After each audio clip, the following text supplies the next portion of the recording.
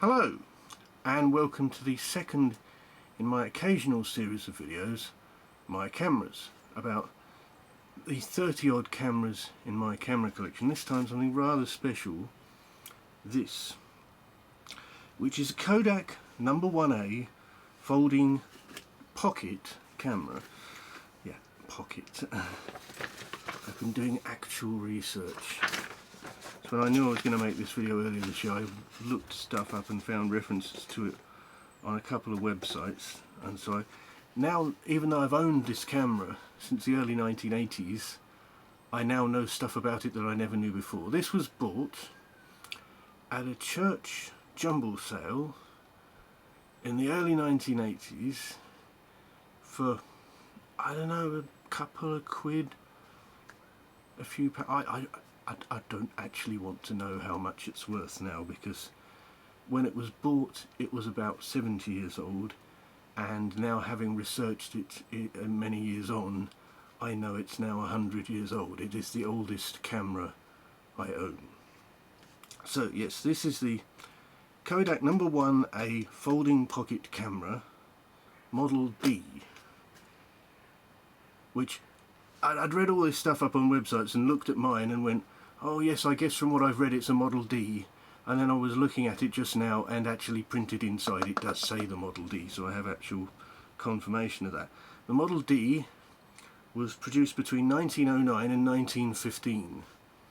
So this is a very old object, but this is, from what I can tell, the original case, and is in relatively good nick. The camera itself is in much better nick than the case, really, because the side came off the case a few years ago and I wouldn't really want to try and repair that. But the proper way of opening it would be to pull at that catch, and that comes open, and then out comes the camera itself, which, as I said, it's black. There's a little thing on the back where you can see the number on the roll film. This used the now very extinct format of 116 roll film, which is 2¼ inches by 4¼ inches, and so let's start revealing its secrets. You let this catch off and it will open. There are a couple of legs for it to stand up while you're taking a photograph, and there it is in all its glory. And I'll give you a closer look at that front end. As you can see, it has rusted a bit over the years, but for a 100-year-old object it's in remarkably good state. There is a little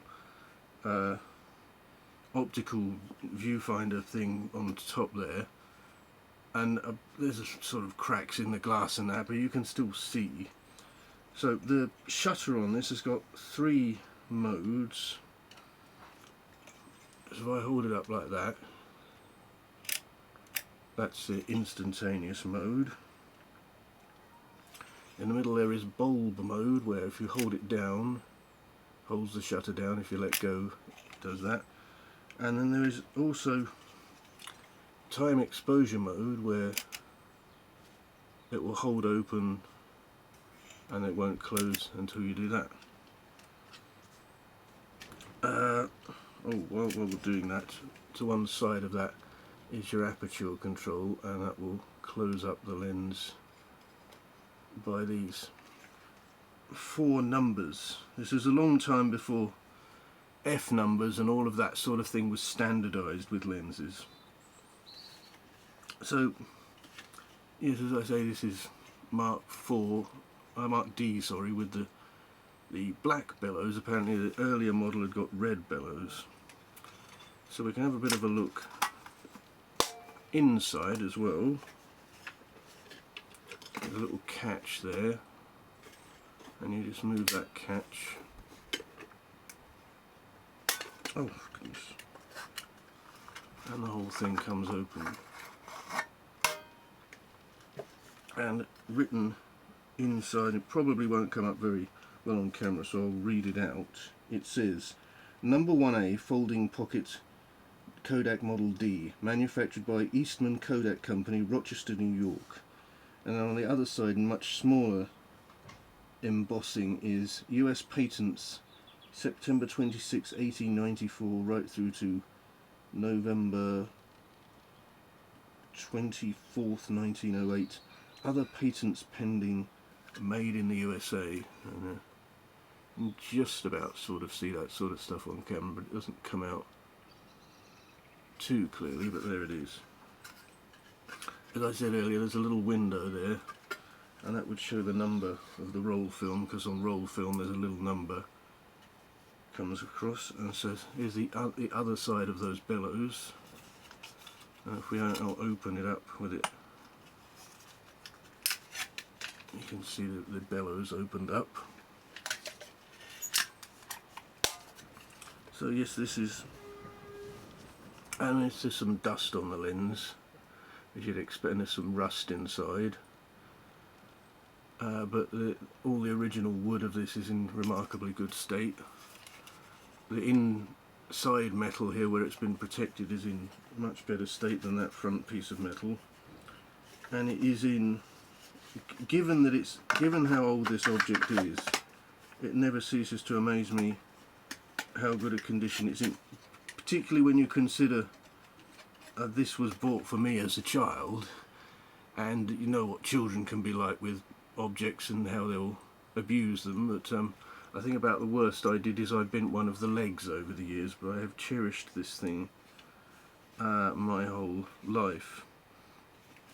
So that's the camera itself, and as I say, this 116 roll film was very obsolete in the 1980s when this came into my possession. But my dad, who knows a lot more about photography than I do, came up with an idea of putting a piece of photographic paper in the back and shoot a negative with that, and then create a contact print from that. Now that original piece of negative has long gone, but here is a contact print we took from this camera circa about 1982, 1983. It's before we'd moved to this part of Cambridge.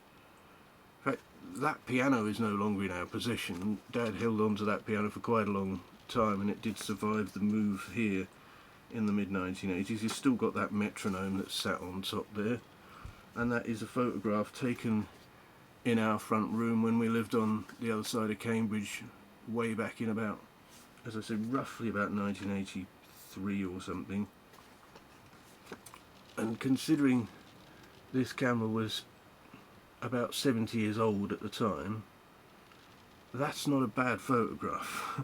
That's not a bad photograph indeed. So there it is, that's the oldest one. And well, I will be back at some point in the future to do another of my cameras. Goodbye.